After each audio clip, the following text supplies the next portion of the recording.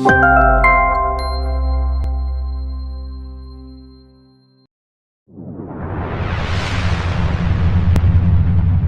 வாரம் என்ன புக்கு பார்க்க போகிறோம்னா நிகாடு. ஓகே. சபிக்கப்பட்ட நாட்கள் கீழே. ஓகே. ஆமினா முகமது எழுதியிருக்காங்க, இக்ரா பதிப்பகத்தோடது. ஓகே. இந்த புத்தகத்துக்கு எனக்கு ரொம்ப நல்லா பிடிச்சிருந்துச்சு. ஓகே. அதுக்கு காரணம் என்னன்னா, முதல்ல ஒரு உதயசங்கர் எழுதுறாரு. அவர் என்ன சொல்கிறாருன்னா, பெண் எழுத்தாளர்களே அரிது, ஓகே, அதில் இஸ்லாமிய பெண் எழுத்தாளர்கள் வந்து ரொம்ப அரிது, அதில் ஒரு எழுத்தாளர் வந்திருக்காங்க. அதை நம்ம கண்டிப்பாக முதல்ல அதை வரவேற்றுக்கணும். கண்டிப்பாக. அப்புறம் என்னென்னு பார்த்தீங்கன்னா, எனக்கு ரொம்ப பிடிச்சிருக்கிறது என்னென்னா, இப்போ நீங்கள் பெண்ணியம்னா நீங்கள் என்ன ஏதாவது உதாரணம் சொல்லுங்கள். பெண்ணியம் உதாரணம்னா ஈக்குவல் ரைட்ஸ் இது பண்ணுறது. அதுக்கப்புறம் இப்போ வீடுகளில் எடுத்தாலும் எல்லாத்துக்குமே ஈக்குவலாக ஒர்க்கு ஷேர் பண்ணுறதா இருக்கட்டும், லைஃப் ஷேர் பண்ணுறதா இருக்கட்டும், ஈக்குவாலிட்டியாக இது பண்ணுறது, அதை சொல்லலாம்.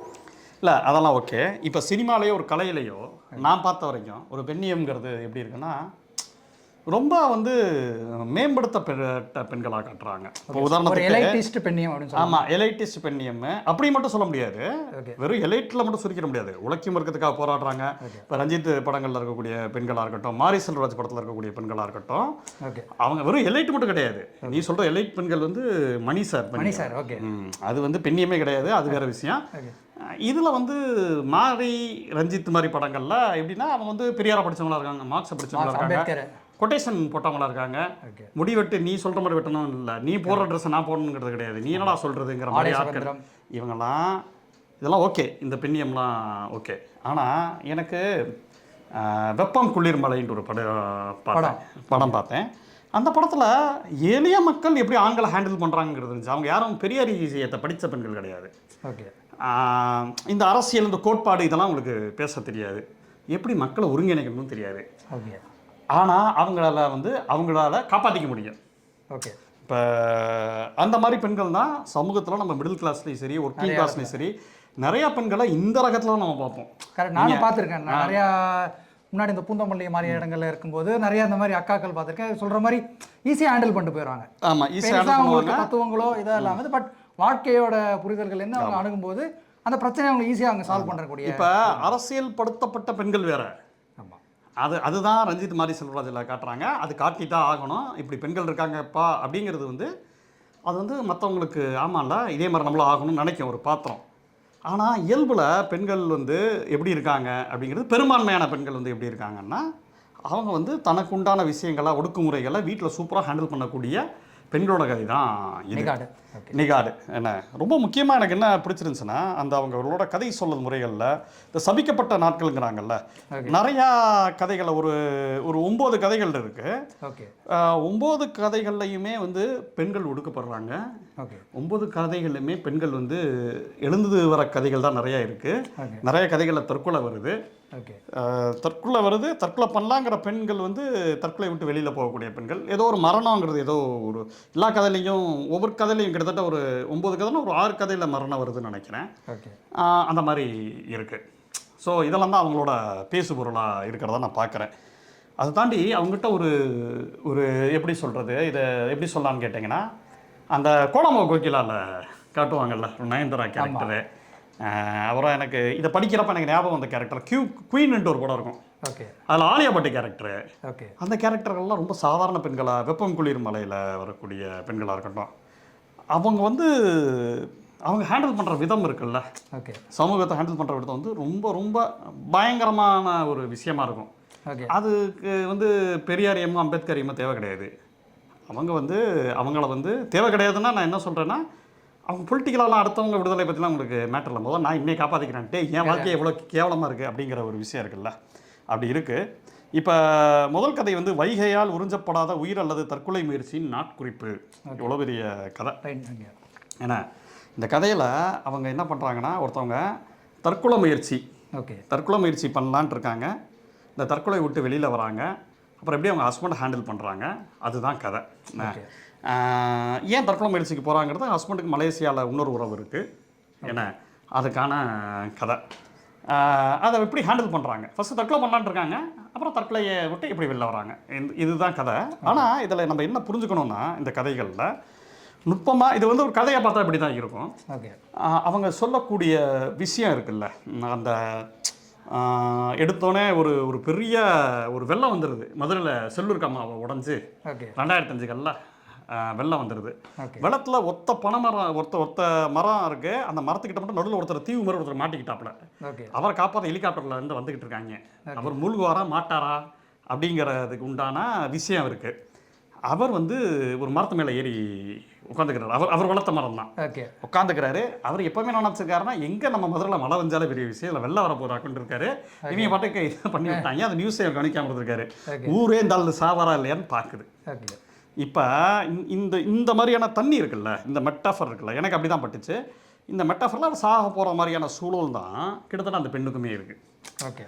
லைஃப்பில் அந்த பொண்ணு வேடிக்கை பார்க்க போகிற பண்ணு நம்மளும் தற்கொலை பண்ணிக்கலாமான்னு யோசிக்கிறாங்க ஒரு செகண்டு. ஓகே. அப்போ என்னென்னா, கீழே தண்ணி ஓடுது, அப்படி ஒரு பாலத்தை மேலே நிற்கிறாங்க, அப்படி கால் வைக்கிறாங்க. அப்போ ஒரு கற்பனை சொல்லியிருப்பார், பாம்பு புத்துக்குள்ளேருந்து வெளியில் வந்து எட்டி பார்த்துட்டு உள்ளே போகிற மாதிரி என் கால் பின்னாடி போச்சு. ஓகே. அதாவது அவங்களோட எழுத்தில் எப்படின்னா மெட்டாஃபர்ஸ் நிறையா இருக்குது, நகைச்சுவை நிறையா இருக்குது. கடைசியில் அவங்க வந்து அந்த முடிவு பண்ணுறாங்களா தற்கொலை பண்ண வேணான்ட்டு. அந்த சமயத்தில் அந்த ஹெலிகாப்டர்காரன் வந்து இவங்களை காப்பாற்றிட்டு போகிறான். இவங்களும் அந்த சூழல் விட்டு வெளில வராங்க அப்படிங்கிறதும் இருக்குது.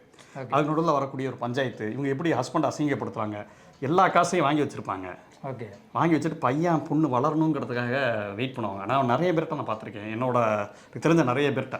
என்ன சொல்லுவாங்கன்னா, அவங்க பெண்கள்லாம் எனக்கு கல்யாணம்னு ஒன்று ஆயிடுச்சு, இந்த பொண்ணுக்கு ஒரு இன்சியல் வேணும், இந்த பொண்ணு கல்யாணமாக நடக்கணும், அதுக்காக தான் நான் பார்த்துக்கிட்டு இருக்கேன் அப்படின்னு சொல்லக்கூடிய எக்கச்சக்க பேர் எனக்கு தெரியும். ஓகே. சொல்கிறது புரியுதா இல்லையா? என்னன்னா அந்த மாதிரி சைலண்ட்டாகவே இருக்கிறது. ஹஸ்பண்ட் ஃபாரினில் போனோன்னா அந்த அமௌண்ட்லாம் சேர்த்து வச்சுக்கிட்டு வீடு அவங்க பேரில் எழுதிட்டு ஹஸ்பண்டை துரத்தி விட்டுறாங்க. அதுக்கு பஞ்சாயத்து கொட்டுறாப்ல ஹஸ்பண்டு. ஓகே. எனக்கு சொத்தையும் கொடுக்க மாட்டேங்கிறான், நான் பிஸ்னஸ் பண்ணுறேன், எனக்கு கொடுக்க மாட்டேங்கிறானா, அதெல்லாம் முடியாதுன்னு சொல்கிறாங்க. ஓகே. அவனை வந்து பழி வாங்குறாங்க. அதுவும் வந்து இந்த பஞ்சாயத்து கூட்டுவாங்கல்ல, அவங்க இதில் ஜமாத்துலேருந்து யாராவது ஒரு பெரிய ஆட்கள் இருப்பாங்க, அவங்கள போட்டு அசிங்கப்படுத்துறது இருக்குல்ல, வார்த்தையிலே காலி பண்ணுறது இருக்குல்ல. ஓகே. யாராவது உள்ளே வந்தால் பெண்களுக்கே நுட்பமாக இது பண்ணுறது இருக்குல்ல. சடனாக வந்து யாராவது ஒருத்தர் ஒரு பொம்பளைங்க வந்து எங்கள் வீட்டில் இவருக்காக பேச வந்துச்சுன்னா, என்ன அதான் பொம்பளைங்கன்னா அவங்க இவங்க நாத்தனார் பேச வந்துச்சுன்னா, என்ன உன் மகளை 2ஆம் தரமாக கட்டி கொடுக்குன்னு பார்க்குறியா அப்படின்னு சொல்லி வார்த்தையில் காலி பண்ணிடுறது. ஓகே. அது ஒரு தாய் மாமா ஹஸ்பண்டு. ஓகே.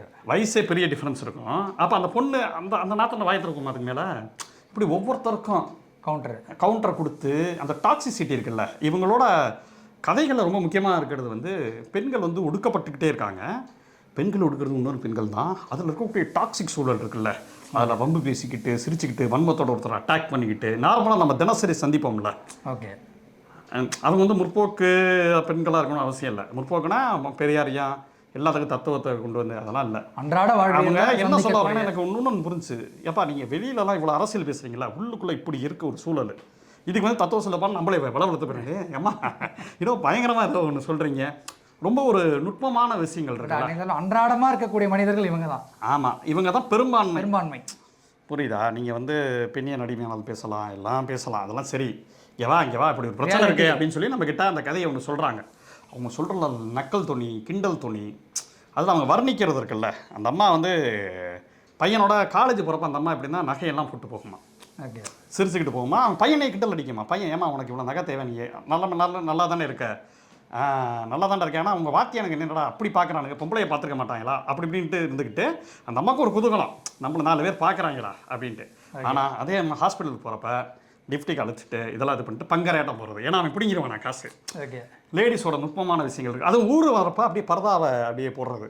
போட்டானே அங்கே இருக்கக்கூடிய யாரோ ஒருத்தர் சொல்கிற மாதிரி, கிண்டல் பண்ணுற மாதிரி, நம்ம ஊர் பொம்பளைகளுக்கு ஊருக்குள்ளே வந்த பிறகு தான் சீலை துணியே தலையில் நிற்கிது அப்படின்னு அவங்க கிண்டல் பண்ணுறோம். வட கடையில் உட்காந்துட்டு ஒருத்தர். உடனே அதுக்கு இவங்க கவுண்டர் கொடுக்குறாங்க. அவங்க வீட்டு அம்மாவும் அப்படின்னா, அடுத்தவன் வீட்டு தான் வீட்டில் பொம்பளைங்க இல்லாத வரைக்கும் அடுத்ததெல்லாம் இசத்துக்கு பேசலாம் தான், அந்த மாதிரி ஒன்று எழுதுகிறாங்க. ஏன்னா அந்த மாதிரி விட்டு எல்லாரும் கிண்டல் பண்ணி விட்டு போகிறது. இயல்பான பெண்கள் வந்து ஒரு வன்மத்தோட ஒரு அட்டாக் பண்ணுறது. டே நீ இப்படி பண்ணிட்டியா பார்த்துக்கலாம். அதாவது இதெல்லாம் நீங்கள் படித்த பிறகு எனக்கு என்ன வந்துச்சுன்னா, ஆஹா இவங்க ரொம்ப டேஞ்சரஸ் ஆச்சே அப்படிங்கிறது இருக்குல்ல. அந்த ஒரு நுட்பமான ஒரு பார்வை நமக்கு வரும், ஒரு டிஃபென்சிவான பார்வை வரும். இவங்கிட்ட வச்சுக்க கூடாது ரஜா பார்ப்போமா அப்படிங்கிற மாதிரி. ஏன்னா இவங்க வந்து ரொம்ப டெப்த்தாக ஒரு பெண் வந்து அவங்களோட கதையை சொல்கிறப்ப எப்படி இருக்குங்கிறது இருக்குல்ல. அடுத்த கதை வந்து உசுறு கருப்பட்டி, அதுவும் அட்டகாசமாக இருந்துச்சு. அதில் ஒரு வரி எழுதுறாங்க, அது உதயசங்கரும் மென்ஷன் பண்ணியிருந்தார். ஒரு வண்டியில் போகிறப்ப ஓகே. அந்த நிறைய பொருளை ஏற்றிட்டு போகிற மாதிரி வன்ம குரோதம் எல்லாத்தையும் ஏற்றிட்டு போகிறாங்கன்னு எழுதுறாங்க. ஓகே. அவங்களுக்கு இயல்பாக வந்து கிண்டல் நக்கல் அதெல்லாமே வருது. அந்த உசுறு கருப்பட்டிங்கிற கதையுமே ரொம்ப அட்டகாசமான ஒரு கதையாக இருந்துச்சு. அதில் எப்படின்னா அந்த பொண்ணு வந்து எவ்வளோதான் இதுவாக இருந்தாலும் அதை வந்து சந்தேகப்படக்கூடிய அண்ணன் தங்கச்சி அதோட அது வந்து அவங்க ஹஸ்பண்டு, அதாவது அதுக்கு நிறைய பிரச்சனை வருது. அவங்க ஈவன் அந்த பாட்டி வீட்டில் இருக்க அவங்க அம்மாவே சந்தேகப்படுற மாதிரி, அவங்க பிரதர்ஸ் சந்தேகப்படுற மாதிரி இதெல்லாம் அதுக்கு தெரிஞ்சு இது வந்து அவங்க முன்னாடி வாழ்ந்து காட்டணும்னு சொல்லிட்டு இந்த கனியம்மாங்கிறவங்க வாழ்ந்து காட்டுறாங்க. அதோட பொண்ணு சிட்டம்மா அதுவும் தற்கொலை பண்ணிக்க போகிறாங்க. அந்த அம்மாவும் ஓகே. கடைசியில் வேணாமே அப்படின்னு சொல்லிட்டு முடிவுக்கு வந்து அவங்க நல்லா வாழ்ந்து காட்டுறாங்க. இல்லை என்ன மேட்டர்னா, இவங்களை ஒதுக்கி வச்ச ஹஸ்பண்டுக்கு உடம்பு சரியில்லாமல் போயிடுது, அந்த மாமியாருக்கு உடம்பு சரியில்லாமல் போயிடுது, இவங்க அம்மா இருக்காங்கல்ல பாட்டி வீட்டில் தங்கி இருக்குது, அவங்க அம்மாவுக்கு உடம்பு சரியில்லாமல் போயிடுது. ஓகே. எல்லாருமே மோசமாக இருக்காங்க, அண்ணெல்லாம் சீரழிஞ்சு போயிட்டான், அதெல்லாம் சந்தோஷமாக சொல்கிறாங்க. ஓகே. அந்த ஒரு வன்மத்தோட சொல்கிறாங்க. அதாவது எப்படின்னா ஜெயிக்கிறதுல ரொம்ப முக்கியமான விஷயம் வந்து நீங்கள் வாழ்ந்து அவங்க தோக்கிறது இருக்குல்ல, அவங்க முன்னாடி அந்த வாழ்கிறது இருக்குல்ல, அதுதான். அதுக்கப்புறம் அவங்க திருப்பி ஊருக்கு வராங்க, இவங்க வந்து சபிச்சுட்டு போகிறாங்க, திருப்பி ஊருக்கு வராங்க. ஊருக்கு வந்தோடனே இவங்களுக்கு எல்லாருக்கும் டவுட்டு, இவன் தான் வந்து சூனியை வச்சுட்டு போயிருக்கா போல. அப்போ அவங்கள தண்ணி கொடுத்துட்டா அந்த சூனியை கேன்சல் ஆயிருமா. ஆனால் கனியம்மா தண்ணி குடிக்க சொல்லிட்டே இருக்காங்க சொந்தக்காரங்க திருப்பி வந்துட்டு. இல்லை நான் தண்ணி குடிக்க முடியாதுன்னு இவங்க போயிட்டே இருக்கேன். புரியுதா உனக்கு என்னன்ட்டு? ஓகே. ஒரு வன்மத்தோட இவங்க எல்லாமே பிரதர்ஸ், இவங்க எல்லாம் ஒரு ஆள், இவெல்லாம் உருப்பட மாட்டான்னு தெரியுண்டா அப்படிங்கிற ஒரு இது இருக்குல்ல, ஒரு பார்வை இருக்குல்ல. ஏன்னா அவங்களுமே அதுக்கேற்ற நிறைய விஷயங்களை அவங்க அனுபவிச்சிருக்காங்க. அந்த வன்மத்தோட ஒரு இதுதான். அந்த பெண் போராடி அவனுக்கு கைது பண்ணி அவனை வந்து கூண்டில் ஏற்றி அடுத்தவனை அதெல்லாம் பண்ணல. உன் வாழ்க்கையில் நான் வயிறுன்னு சொல்கிறேன் உருப்பட மாட்டாடான்னு சொல்லுவாங்கல்ல, அந்த ஒரு ஃபீல் இருக்குல்ல, அந்த வன்மத்தோடு இருக்கிறவங்களுக்கு கண்டிப்பாக நம்ம தோழரை பிடிக்கவே செய்யும். ரொம்ப அட்டகாசமாக நுட்பமாக எழுதியிருக்காங்க. அதில் அந்த கடைசியாக ஏதோ ஒன்று சொல்லுவாங்க, அதான் கச்சமா யார் வீட்டுக்கும் போய் தண்ணி குடிக்கலையே கடைசி வரைக்கும் அந்த மாதிரி சொல்கிறாங்க. ஏன்னா எப்போவோ செத்திருந்தா இந்த கூத்தெல்லாம் காண கிடச்சிருக்காது. நம்மளை நோகடிச்சவங்க நோகிறத பார்க்கறதுக்காச்சும் வாழ்ந்து தான் ஆகணும்னு கச்சமா சிட்டம்மா கிட்ட சொல்லி சிரிச்சுக்கிட்டான். சிட்டம்மா பொண்ணு புரிஞ்சா, சுற்றி தாய்மாமா இவங்கெல்லாம் நாசம் நினைக்கக்கூடிய ஒரு அன்பு சகோதரி தான் நம்ம கச்சம்மா. அதுக்காக நம்ம தப்பு சொல்ல வரல. அவங்களுக்கு ஏற்பட்ட சகோதரங்களும் சுற்றி இருக்க, அதாவது அந்த வில்லன்கள் எல்லாமே பெரும்பாலும் வந்து இந்த டொமஸ்டிக் வயலன்ஸில் இருக்கிற மாதிரி சொந்தக்காரங்களாக தான் இருக்காங்க, அந்த பிரச்சனை பண்ணக்கூடிய ஆட்கள். இது பிடாரி அம்மாள், இந்த கதையும் மரண மாஸ் கதை. இந்த கதையெல்லாம் பார்த்து நான் விழுந்து சிரித்தேன். இவன் கதைகளில் என்ன ரொம்ப முக்கியமான விஷயம்னா, இருக்கிறதுல ரொம்ப மோசமான விஷயத்த சொல்கிறாங்க, ஆனால் அதை சிரிச்சுக்கிட்டே சொல்கிறாங்க. புரியுதா? இது இது இது ஒரு விதமான ஒரு ரசவாதத்தை நான் இதில் பார்த்தேன். ரொம்ப ஆழமாக போய் இவங்க மைண்டை தைச்சு அவங்கள தூங்க விடாமலாம் இல்லை, சிரிச்சுக்கிட்டே அவங்க ஹேண்டில் பண்ணுறது இருக்குல்ல, எதார்த்தமாக டீல் பண்ணுற அந்த விஷயங்கள் டீல் பண்ணுறது. இந்த பிடாரி அம்மாளுங்கிறவங்களாம் இவங்க வந்து ஆரம்பத்தில் இது வந்து இப்படி ஒரு கதை ஆரம்பிக்குது. நான் எல்லா கதையும் ரிவீல் பண்ணுறேன்னு நினைக்காதீங்க, அது படித்தா அதை கூட சுவாரஸ்யமாக அவங்க எழுதியிருக்காங்க. அது ரொம்ப முக்கியமான விஷயம். எந்த கதையை நல்லா தவிர்க்க முடியலங்கிறது ரொம்ப முக்கியமான விஷயம். பிடாரி அம்மாள் அவங்க வீட்டில் வந்து ஒருத்தர் வந்து வண்டியில் ஒரு சின்ன பையனுக்கு வண்டி வாங்கி கொடுத்துருக்காரு, ஏற்ற வீட்டுக்காரர். நம்ம அந்த பையன் இந்த அம்மா வயசான நம்ம மோதிட்டாப்ல கீழே விழுந்துட்டாங்க. அந்த பையன் சாரி கேட்க வந்தவொடனே இந்த அம்மா பலார்னு ஒரு அறை விட்டுருது. அவன் வீட்டில் போய் சொல்லியிருக்கான். உடனே அவங்க வீட்டில் அப்பாவும் அம்மாவும் சேர்ந்து வராங்க. அப்பா வந்து தான் வீரத்தை காட்டுறதுக்காக இது பண்ணுறாரு. அந்த அம்மா வெளில கெட்ட வார்த்தையை திட்டுறாங்க. இந்த அம்மா பாட்டு வேலை பார்த்துக்கிட்டே இருக்குது. நீ உன்னோட சண்டை போட்டால் எனக்கு வேலை ஆகணும்ல, அது சமையல் பண்ணிக்கிட்டே இருக்கிறத தாண்டி நான் ஒரு அனிஃபா பாட்டு போடுறது. அந்த இதெல்லாம் பாடுவார்ல, கையை அது ஏதோ ஒரு பாட்டை போடுறாங்க. அந்த பாட்டு போடல எக்ஸாக்டாக, ஏதோ ஒரு பாட்டு போடுறாங்க. அது அப்படியே வெளியில் போயிட்டு அவன் மேலே படுற மாதிரி தண்ணியை ஊற்றி விடுறது. என்னடா இந்த அம்மா ரொம்ப டார்ச்சர் பண்ணி, உன்னை போலீஸ்கிட்ட கம்ப்ளைண்ட் பண்ணி நீ பண்ணுற சேட்டைக்கெல்லாம் உன்னை வந்து வீடியோ எடுக்கிறேன், FBயில் எடுக்கிறேன், எடுத்து பாரு போடு அப்படின்னு சொல்லிட்டு அந்த அம்மா அசால்ட்டாக சொல்லுது. உன் பையன் வந்து எனக்கு நிறைய அடியாட்களை தெரியும், நீ போட்டு மட்டும் பாரு, அவன் வந்து கண்டந்தொண்டமாக விட்டுற லெவலில் சுண்ணாம்பு காலில் கிட்ட சில ஆட்கள் இருக்காங்க எனக்கு தெரிஞ்ச, உன் பையனை வெட்டி போட்டுருவேன்னு சொல்லிட்டு போயிடுது. பதட்டத்தோடய இருக்கான் என்னடான்ட்டு. சரி அவன் ஃப்ரெண்டை போய் கூப்பிட்டு போக போகிறேன். இப்போ இதை ஜமாத்திட்ட போகிறான் ஃபஸ்ட்டு. ஜமாத்திட்ட போனால் ஜமாத்துக்கும் இந்த அம்மாவுக்கும் ஏற்கனவே சண்டை இருக்குது. இந்த அம்மா ஜமாத்தோட இடத்துல ஏற்கனவே வீடு இருக்குல்ல, வீடை தாண்டி பெரிய காம்பவுண்ட் ஒன்று கட்டி வச்சுருக்கு. அந்த காம்பவுண்ட் வந்து ஜமாத்தோட இடம். சரின்ட்டு அவங்க வந்து பஞ்சாயத்து கூப்பிட்டுருக்காங்க ஆரம்பத்தில். பஞ்சாயத்து கூட்டப்ப அந்த ஜமாத்தை வந்து அந்த அந்த ஆட்கள் வந்து சரி நீங்கள் எடுத்துக்கோங்க, ஆனால் அது எனக்கு 50,000 செலவாச்சு. ஏதோ ஒரு இவங்களோட கிச்சனாக நம்ம அந்த அம்மாவோட கிச்சனும் தான் அதுக்குள்ளே வருது, கிச்சனும் காம்பவுண்டும் எடுத்துக்கோங்க, ஆனால் 50,000 செலவாச்சு, அதை மட்டும் வச்சுட்டு நீங்கள் என்ன வேணும் பண்ணிக்கோங்கன்னு அவங்க அமைதியாக இருக்காங்க. அதை தாண்டி என்ன சொல்கிறாங்கன்னா, இங்கே பாருமா நீ இப்படியே பேசிக்கிட்டு இருந்தா நீ தனியாளாவே அந்த அந்த சாவுக்கு ஒன்று வச்சுருப்பாங்க இஸ்லாமியர்களுக்கு, அந்த இடத்துல உனக்கு புதைக்க கூட வர மாட்டான், அனாதை பணம் போவான்ருக்காங்க. நான் செத்த பிறகு நான் இது பண்ணேன்னா நீ ஆனதை பார்த்துக்கோங்க, நீங்கள் இதை உடச்சிக்கோங்க, இது பண்ணுங்க, ஆனால் உங்களுக்குலாம் நல்ல சாவே வராதுங்கிற மாதிரி சபிச்சுட்டு போயிருக்கு. அவரும் சொல்லி திட்டிருக்காரு ஜமாத்தோட ஆள். கடைசி என்ன தரமா நடந்திருக்கு, அது கொரோனா பீரியடு. அந்த வயசானவர் அந்த பஞ்சாயத்து பண்ணாப்புல இல்லை, அவர் இறந்து போக அவருக்கே இங்கே இடம் கிடைக்கல, வேற எதுவும் ஹாஸ்பிட்டலில் புதப்பாய்ந்த போச்சிருக்காங்க. புரியுதா என்னான்ட்டு? அப்போ இந்த அம்மா வாய் வந்து பயங்கரமானவரான்னு சொல்லிட்டு அவன் வர்றதே கிடையாது இங்கே. ஜமாத்தில் சொல்லியிருக்காங்க நீ போலீஸில் படிக்க நம்ம படிக்க எங்களை கூப்பிடாதுன்னு இருக்காங்க. அதை தாண்டி அப்புறம் ஏன் எடுக்க வேண்டியதானே அந்த இதை. அப்போ வந்து செடி வேற வளர்த்துருக்காங்க போல அந்த அம்மா. அந்த செடியெல்லாம் பிடுங்க சொல்லுது. இப்போ நம்ம ஏதோ ஒன்று கேட்க போக அந்த லேண்டை ரோடை வந்து அடைச்சிக்க போக கவர்மெண்ட் ஆர்டர் இருக்குன்னு சொல்ல போக அப்போ அந்த செடியெல்லாம் பிடுங்கி கொடுங்கன்னு சொல்லிடும் அந்த அம்மா. அந்த அம்மாவுக்கு நம்ம வேலை பார்க்க வேண்டியதாக இருக்கும். அந்த அம்மா மோசமான ஆள், எல்லாம் யாரும் பக்கத்தில் வர மாட்டேங்கிறாங்க இந்த அம்மா பக்கத்தில். 2 steps பேக்கில் தான். அப்புறம் இவர் வந்து போலீஸ்காரரை கூப்பிட்டு போகிறாப்புல. எனக்கு என்ன பிடிச்சிருந்துச்சுன்னா இந்த அம்மா வந்து வன்மத்தோட சொல்ல அவன் இறந்து போயிருக்காப்புல. அந்த இடம்லாம் அவங்க வந்து ஃபஸ்ட்டு எழுதுறது இருக்குல்ல.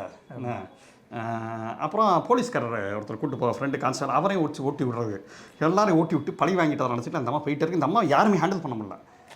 அவங்க வீட்டிலன்னா என்னடா இவ்வளோ அவமானப்பட்டாருன்னு சொல்லிட்டு அந்த ஒய்ஃப் மதிக்காது இல்லை, ஐயோ உனக்கு துப்பு கூட இல்லை, அந்த பொண்ணோட அம்மா மதிக்காது இல்லை.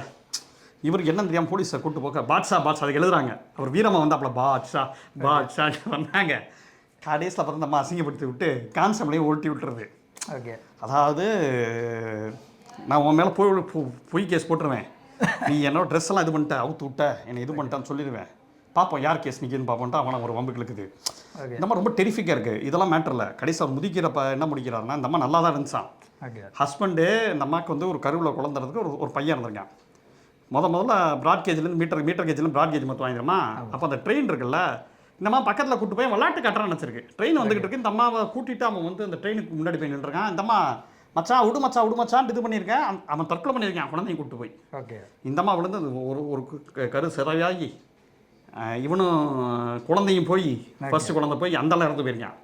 இந்த அம்மா அந்த கடுப்பில் என்னன்னா என் வாழ்க்கையை சஜிச்சிட்டேன் எல்லாமே, அவன் கோலையாக இருந்து ஒரு தற்கொலை பண்ணுறேன்ட்டு. அப்போ நான் அவனை காலி பண்ணுவேன். நான் இனிமேல் நல்லவனெல்லாம் இருக்க போகிறதில்ல. யார் மேலே இருக்கக்கூடிய விருப்பம் எல்லாருமேலையும் காட்டுறது இருக்குல்ல. இது வந்து அவன் வந்து சின்ன பையன் மோதிட்டான். இந்த அம்மா வந்து லைட்டாக அட்வைஸ் பண்ணிட்டு அனுப்பிச்சிருக்கலாம். அவன் மன்னிப்பு கேட்குறான். இந்த அம்மா அரைஞ்சு இதெல்லாம் பண்ணது காரணம் நான் மோசமான ஆளாக ஏன் மாறினேன்னா இந்த சமூகம் மோசமானதாக இருக்குது, நான் என்ன தப்பு பண்ணேன் அப்படின்னு சொல்லிட்டு கண்ணகி வந்து மதுரை எதிர்த்தாங்கல்ல, அந்த மாதிரி பிடாரியம் வந்து அந்த ஊருக்குள்ளே இருக்கக்கூடிய எல்லாரையும் டார்ச்சர் பண்ணிகிட்டு இருக்காங்க. அதாவது இதுக்கு நீங்கள் நியாயம்லாம் பேச முடியாது. ஏன்னா பேசுனீங்கன்னா அவங்க பிடாரியம் அவங்க உன் வேலையை பார்த்துட்டு மூட்டு போடான்ட்டாங்கன்னு வச்சுக்கா. புரியுதா இல்லையா? ஏமா நீ உன் ஹஸ்பண்ட் இப்படி செஞ்சாங்க, ஊரில் இருக்கிற எல்லாரையும் வம்புக்கிட்டு இருக்க அப்படிங்கிறது இருக்குல்ல, நம்ம சொல்ல முடியாது. அதுதான் ஒரு விஷயம். பிடாரியம்மன் இது வந்து ஆஃப் த ரெக்கார்டு ஒரு கேள்வி. அந்த சுப்மான் கீழ் ஆர்டரை பேசாம பிடாரியம்மன்ட்ட சொல்லிடலாமா? யாரு சுப்மான் கீழ் நம்ம வன்மத்தை சொல்கிறேன். இல்லை அது வேணும். ஆமாம். ஏன்னா ஆமாம். அடுத்தது அம்மு அப்படிங்கிற கதை. இந்த கதை வந்து எப்படின்னா இதுவும் அதே மாதிரி தான். சொந்த ஒரு பொண்ணு வந்து அது நல்லா இருந்துச்சு. இந்த கதை ரொம்ப நல்லா கிளாசிக்காக இருந்துச்சு. இதில் ரொம்ப நல்லா இருந்துச்சு. இந்த லாஸ்ட்டில் முடிக்கிற இடங்கள்லாம் நல்லா இருந்துச்சு. ஒரு பொண்ணு வந்து இஸ்லாமியரை கன்வெர்ட் ஆகிருக்கு காதல் கல்யாணத்தினால. அந்த வீட்டில் அவங்கள ஏற்றுக்கல. அந்த பொண்ணை ஏற்றுக்கலன்னா அந்த பொண்ணை வேலை வாங்கிறாங்க, அந்த பொண்ணை இலவச உழைப்பு வாங்கிறாங்க. இன்னொரு முருகம் வந்தோடனே இந்த பொண்ணை துரத்தி விட்றாங்க. அந்த பொண்ணு இவங்களுக்காக தான் தனியாக லவ் மேரேஜ் பண்ணாலும் அந்த பொண்ணு ரொம்ப நல்ல பொண்ணாக இருக்குது. அப்பா அம்மா கிட்ட தான் பையன் இருக்கணும், பிரிச்சிடக்கூடாதுக்கா அப்படிங்குது. அந்த பொண்ணு வந்து உங்களுக்கு ஃப்ரெண்ட் ஆகுது. திடீர்னு தொடர்பு இல்லாமல் போயிடுது. கடைசியில் பார்த்தா இதுலேயும் பழி வாங்குறது தான். ஆனால் அதில் வேறு மாதிரி பழி வாங்குறது. அந்த மாமியார்லாம் பார்த்தேன்னா இந்த பொண்ணை போட்டு அட்டாக் பண்ணுறது ரொம்ப பண்ணுறது. இவளுக்கு இஸ்லாமியர்களே தெரியல.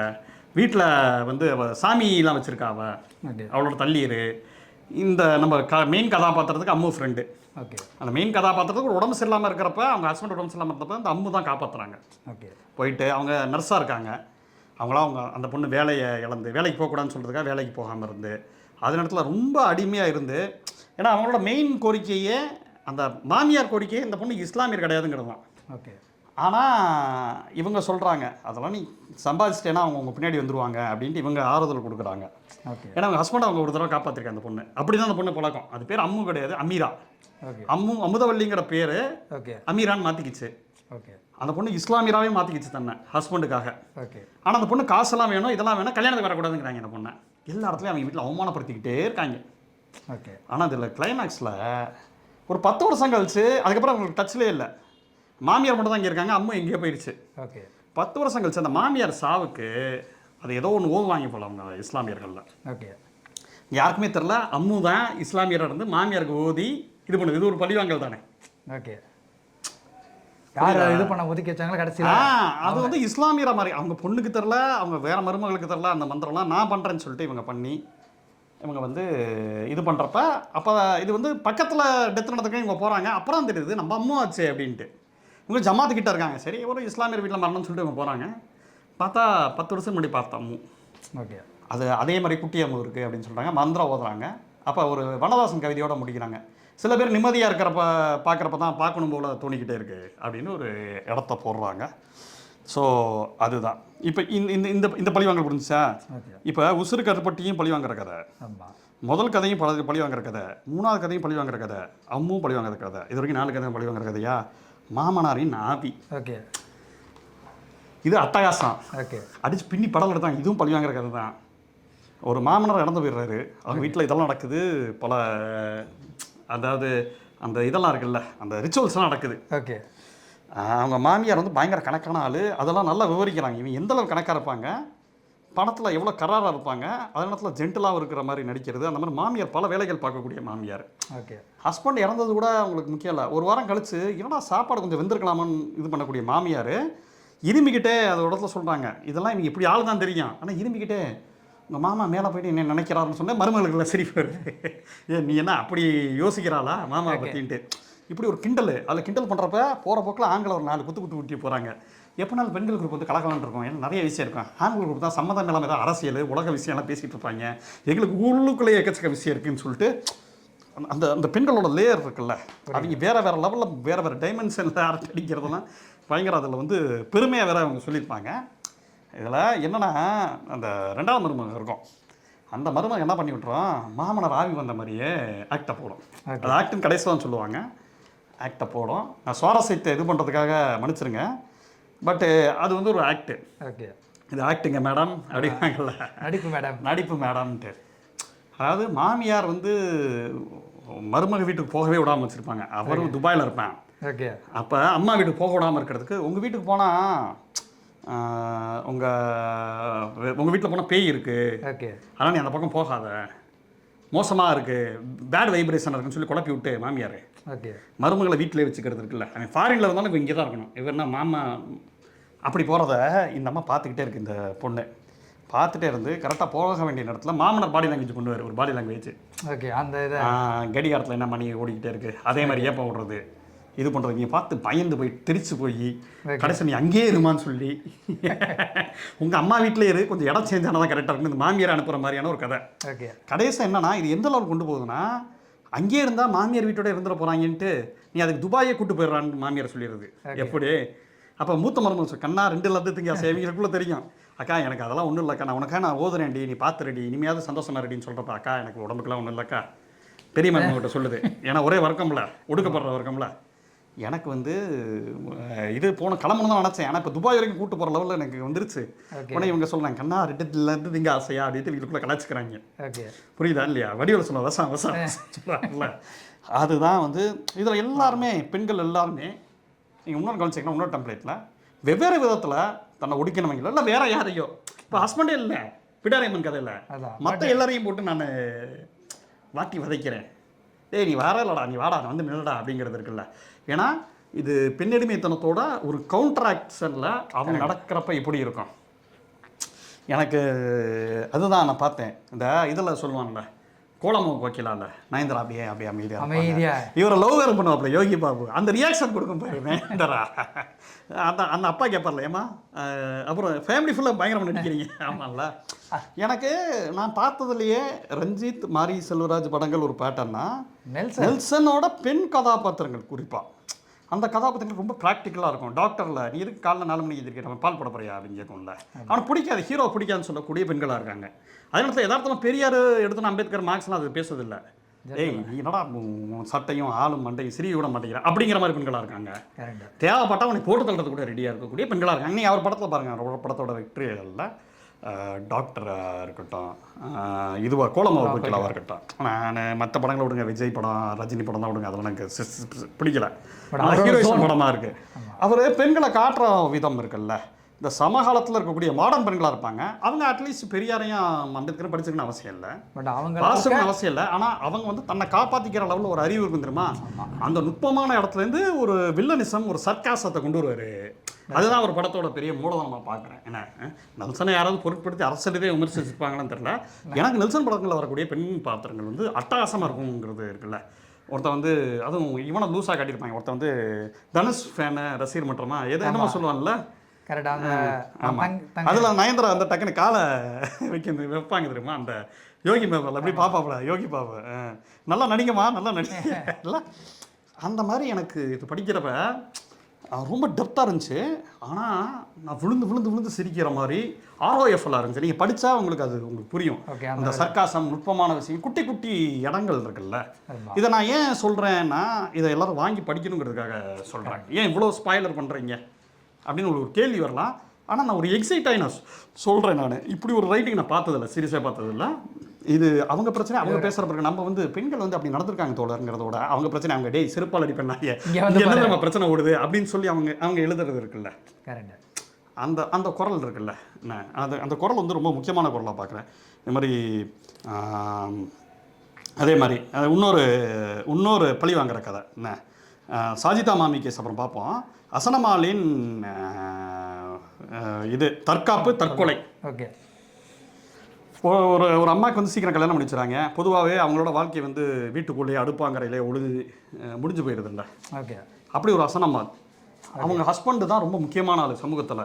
ஓகே, அதாவது எப்படின்னா சமூகத்தில் முக்கியமான ஆள்னா, அதாவது அவங்களோட சமூகத்துக்கு ரொம்ப முக்கியமான ஒரு தலைவராகக்கூடிய ஒரு மெட்டீரியல். ஓகே, அவங்க அம்மாவுக்கு பையனுக்கு கல்யாணம் நடக்குது. கல்யாணம் நடக்கிறப்ப கூட என்ன நினைக்கிறாங்கன்னா, அசனமல் காதில் விழுகுது. உங்கள் வீட்டில் மாமியார் மேட்டரில் மாமனார் தான் முக்கியமான ஆள்னு நினைக்கிறேன், பொண்ணு வீட்டு சைட்லேருந்து அப்படி ஒரு டாக் வருது. அசனமல் கவனிச்சுக்கிட்டு இருக்கு. இருன்னு போடுறேன்னு சொல்லிட்டு இவங்களை எப்படி வலிக்கு கொண்டு வருது ஏன்னா அப்படிங்கிறது தான் மேட்ரு. அவர் ரொம்ப முக்கியமான ஆள் லைட்டரில் அவரோட இமேஜை உடைக்கிறது. திடீர்னு தற்கொலை பண்ணுற மாதிரி, தற்கொலை பண்ணல அந்தம்மா, தற்கொலை பண்ணுற மாதிரி எத்தனை அளவு இது பண்ணால் எஸ்கேப் ஆகுங்கிற மாதிரி தற்கொலை பண்ணுறது. அப்புறம் உனக்கு என்ன பிரச்சனைன்னு கேட்குறப்ப, நீ தான் என் பிரச்சனை, நீ வந்து நிறைய பெண்களை வச்சுருந்தேல, இதெல்லாம் பண்ணியிருந்தேல அப்படி இப்படின்னு சொல்லி அவர் கொஞ்சம் ஒரு அந்த மாதிரி அவர் இமேஜை டேமேஜ் பண்ணுற மாதிரி விஷயங்கள்லாம் இருக்குல்ல. சில நேரம் இடங்கள்ல அவர் அது பண்ணாத விஷயத்த கூட பண்ண மாதிரி மாற்றி விட்றது இருக்குல்ல.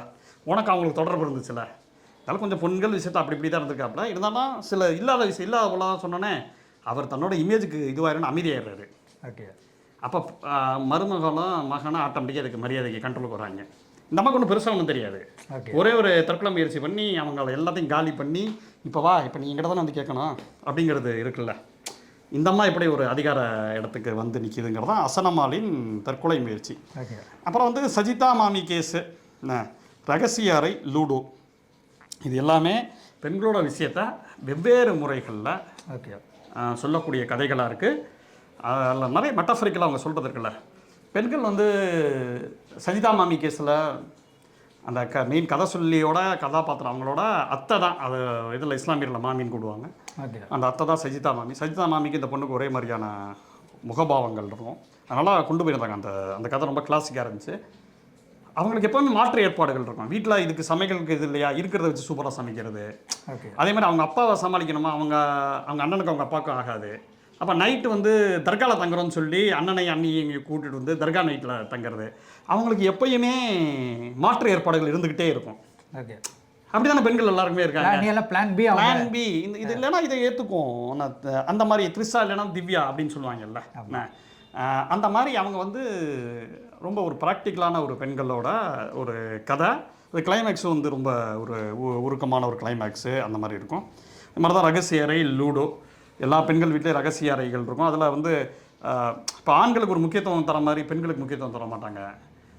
ஒரு ஒரு ஒரு பெண்ணை அவ்வளோ படிக்க விட மாட்டாங்க. சாப்பாடுலேருந்து எல்லாமே ஆண்களுக்கு போகக்கூடிய கறித்துண்டுகளுக்கு அப்புறம் தான் பெண்களுக்கு வரும். இப்போ பேரன் பேத்திருக்காங்க, அந்த ஒரு பாட்டிக்கு வந்து பேரனுக்கு உண்டான கவனம் இப்போ வந்து பேத்திக்கு கொடுக்க மாட்டாங்க. அப்படி ஒரு ரகசிய அறை ஒன்று இருக்கும். அந்த அந்த ரகசிய அறையை பற்றி பெண்களுக்கே அந்த ரகசிய அறையில் தான் அம்மா பொண்ணு பேசிக்காங்க. ஏன்னா வெளியில் வந்து பேசினா பிரச்சனை. அந்த மாதிரி ஒரு கதை போகும். அதே மாதிரி லூடோ, இந்த கதையும் ரொம்ப நல்லா இருந்துச்சு. லூடோவும் இதெல்லாம் பழி வாங்குற கதை இல்லை, ஆனால் நுட்பமாக பெண்களோட பிரச்சனைகளை சொல்லக்கூடிய ஒரு கதையாக இருந்துச்சு. நல்லா இருந்துச்சு, இதுவுமே நல்லா இருந்துச்சு. அந்த லூடோ கதையில் அந்த நிறைய விஷயங்கள், நிறைய லேயர்ஸ் வரும். அம்மா பொண்ணு, ஜாதி, வேலைக்காரங்க, அவங்களோட சேர்ந்து இவங்க விளையாடுறது, நிறைய விஷயங்கள் உள்ளுக்குள்ளே வச்சுருப்பாங்க. அதாவது ஒரு ஹஸ்பண்டு, ஒரு உடம்பு சரியில்லாத ஹஸ்பண்டை வந்து காப்பாற்றுற பெண்ணு. ஆனால் பார்த்தீங்கன்னா, அதாவது எப்படி இருக்குது ஆணாதிக்க சமூகம், எப்படி இருக்குது, என்ன அவன் எப்படி இன்செக்யூர்டாக இருக்கான், அந்த மாதிரி அதுக்குள்ள ஒரு கான்வர்சேஷன்ஸ் அப்படி போகும். ஏன்னா இந்த 3 கதையும் கொஞ்சம் வேறு மாதிரி இருந்துச்சு. மற்ற 7 கதையுமே பழிவாங்கக்கூடிய கதைகளாக இருக்குது. அவங்க நுட்பமாக பழிவாங்கக்கூடிய மற்ற 6 கதையுமே அப்படி ஒரு கதையாக இருந்துச்சு. மொத்தத்தில் இது வந்து எப்படி இருந்துச்சுன்னா, ஒரு ஆகப்பெரிய ஒரு வாசிப்பு அனுபவமாக இருந்துச்சு. குறிப்பாக மதுரை, ராமநாதபுரம் பகுதிகளோட லாங்குவேஜ் வருது. அந்த இஸ்லாமியர்களில் எப்படி கூடுவாங்க, அத்தானா யார், அப்பாங்கிற தாத்தா அப்பான்னு கூடுவாங்க போல். அதில் ரொம்ப புதுசாக இருந்துச்சு. நமக்கு அந்த பின்னாடி போட்டிருக்காங்க அந்தளோட சத்தம்பா ஆனால் தந்தையோட சொல்லாடல்கள். ஆமாம், சொல்லாடல்கள். ஸோ மோதினார், மௌத்துனா இறப்பு, அந்த மாதிரி மௌத்தாறுதெல்லாம் சொல்லுவாங்கள்ல. ஸோ அந்த மாதிரியான விஷயங்கள் என்ன. ஸோ இந்த மாதிரி இருக்குது. நிகாடங்கிறது ஒரு ஒரு சபிக்கப்பட்ட, அதாவது ஒரு மோசமான வார்த்தையை பெண்கள் அதிகமாக யூஸ் பண்ணக்கூடிய அந்த ஊரோட ஒரு சொல்லா இருக்கான். அதை பயன்படுத்தியிருக்காங்க. ரொம்ப ரொம்ப ஒரு முக்கியமான ஒரு தமிழில் வந்து ரொம்ப ஒரு தனித்துவமான ரைட்டிங் வந்து ஆமினா முகமதோடது. இது லிட்ரேச்சருங்கிறதுக்காக ரொம்ப ஆழமாக போகிறாங்கிறதுக்காக அழுவாச்சி அவங்க எழுதலை. அதுதான் ரொம்ப முக்கியமான விஷயம். அழுது புளிஞ்சு அது ஃபுல்லாக போய் நக்கல் கிண்டலோடு அடித்து துவம்சம் பண்ணுறது இருக்குல்ல. ஒரு கலகலகலன்னு பேசினா எப்படி இருக்கும், அப்படி இருக்குது. அந்த ஒரு அனுபவத்தை கொடுக்குது. ஆனால் அவங்க சொல்கிறது எல்லாமே ஆழமான விஷயங்கள். இது வந்து ரொம்ப ஒரு நுட்பமான படைப்பை நான் பார்க்குறேன். இது வந்து இக்ரா பதிப்பகத்தோடது. கண்டிப்பாக ஆமினா முகமது வந்து அடுத்தடுத்த முதல்ல ஆகாத தீதாரே மிகப்பெரிய வெற்றி பெற்றுச்சு. ஒரு தமிழ் இலக்கிய பரப்பில் திரும்பி பார்த்தாங்க. இதுவுமே இவங்க வந்து இவங்களோட ரைட்டிங் எப்படி இருக்குன்னா, உள்ளே போகிறதுக்கெலாம் கஷ்டமாலாம் இல்லை, ரொம்ப எளிமையாக சொல்கிறது இருக்குல்ல. சாதாரண மக்களோட பிரச்சனை நம்ம கண்ணு முன்னாடியே தெரிஞ்சிருக்கோம். அவங்களோட வன்மம் எல்லாத்தையும் எளிமையாக சொல்லி வலிமையாக சொல்கிறாங்க. ரொம்ப முக்கியமான விஷயம். ரொம்ப குறிப்பாக பெண்களுக்கே அந்த பல விஷயங்கள், பல போராட்டங்கள்லாம் கடந்து வரும்போது அது அவங்க கையால் நிறைய நேரங்கள் நான் பார்த்துருக்கேன். ஆரம்ப காலகட்டத்தில் நம்ம போய் அவங்ககிட்ட போய் பெண் வீட்டில் என்ன தெரியுமா, அவங்க நம்ம லெஃப்ட் ஹேண்டில் டீல் பண்ணிட்டு போவாங்க. டேய் நான் நேருக்கு நேராக பார்த்துக்கிட்டு இருக்கேன். அப்புறம் தான் நமக்கு அந்த விஷயமே புரிஞ்சு. அப்புறம் தான் புரிஞ்சு, ஓஹோ நம்ம ஏங்கியெல்லாம் பேசலை, நம்ம ஏதோ 4 புத்தகத்தை அப்படி பார்த்துட்டு பேசுகிறோம். அப்புறம் தான் அவங்க நுட்பமாக கவனிச்சிக்க ஆரம்பிச்சா அவங்க நம்மளோட பிரில்லியண்ட்டாக தான் இருக்காங்க. என்ன அதை ஒருங்கிணைச்சா அவங்களுக்கு பண்ணக்கூடிய அந்த ஒரு அரசியல் தெளிவு அவங்களுக்கு இல்லாமல் இருக்கலாம். ஆனால் ஓவராலாக அவங்களுக்கு நுட்பமாக எங்கப்பா என்னப்பா பிரச்சனை இருக்குங்கிறதுலாம் அவங்களுக்கு நம்ம சொல்லி தரது இல்லை. அவங்க விடுதலைக்கு அவங்கள பார்த்துக்க தெரியும். ஆனால் என்ன மேட்டர்னா, அது ஒருங்கிணைக்கக்கூடிய வேலைகள், இதெல்லாம் படிங்கக்கா, இதெல்லாம் படிங்கப்பா, இதெல்லாம் படிங்க அப்படின்னா நம்ம சொல்லலாம். சார் ஃபெசிலிட்டேட் பண்ணலாம், நம்ம இந்த மாதிரி ஃபெசிலிட்டேட் பண்ணலாம். எனக்கு ஆமினா முகமது எழுதுகிற பார்த்துட்டு எனக்கு என்ன தோணுச்சுன்னா, நமக்கு சுற்றி இருக்காங்களா பெண்கள், அவங்களால கூட இதை விட மிகப்பெரிய இலக்கியம். எனக்கு அதான் ஞாபகம் வந்தது. சுற்றி இருக்கக்கூடிய அந்த லாங்குவேஜ் அவங்களுக்கு இல்லாமல் இருக்கலாம், அது எழுதக்கூடிய பொறுமை இல்லாமல் இருக்கலாம்.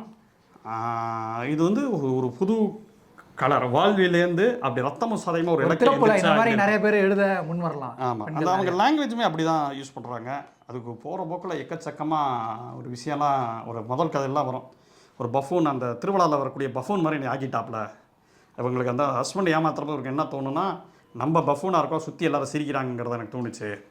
அதெல்லாம் வந்து இயல்பாக அந்த கல்ச்சர்லேருந்து அந்த இடத்துலேருந்து இருக்கக்கூடிய ஒரு மெட்டாஃபரஸை தூக்கி அதை அந்த கதையை நிறுத்துறது இருக்குல்ல, அதை வந்து அவங்க பண்ணியிருக்காங்க. ரொம்ப ரொம்ப முக்கியமான எழுத்தாளராக படுறாங்க. நீங்கள் வேணால் பாருங்கள், ஒரு 10 வருஷத்தில் இவங்க வந்து மிகப்பெரிய இடத்துக்கு உயரத்துக்கு போவாங்க. இப்போயும் அவங்க மிகப்பெரிய உயரத்தில் தான் இருக்காங்க. ஏன்னா இதை நம்ம சொன்ன தோழர் அதெல்லாம் எங்களுக்கு தெரியும், நீங்கள் அறிமுகப்படுத்திட்டு மட்டும் போங்கன்ட்டு அமீனா தோழர் வந்து நமக்கு டைலாக்காக சொல்கிறது தெரியுது. ஏன்னா இருந்தாலும் தோழர் நல்லா தான் பண்ணியிருக்கீங்க அப்படின்னு நம்ம சொல்லுவாங்கன்னு நம்புகிறோம். ஏன்னா இவங்க இப்படி எழுதுகிறப்ப பாராட்டி விட்டு போயிடுறேன். சாரி, அது சும்மா ஒரு சர்க்காஸ்டிக்காக சொன்னேன், இருந்தாலும் அவங்க பாராட்டக்கூடிய ஒரு இது இருக்குது. சரியா? கரெக்ட். நன்றி. நன்றி.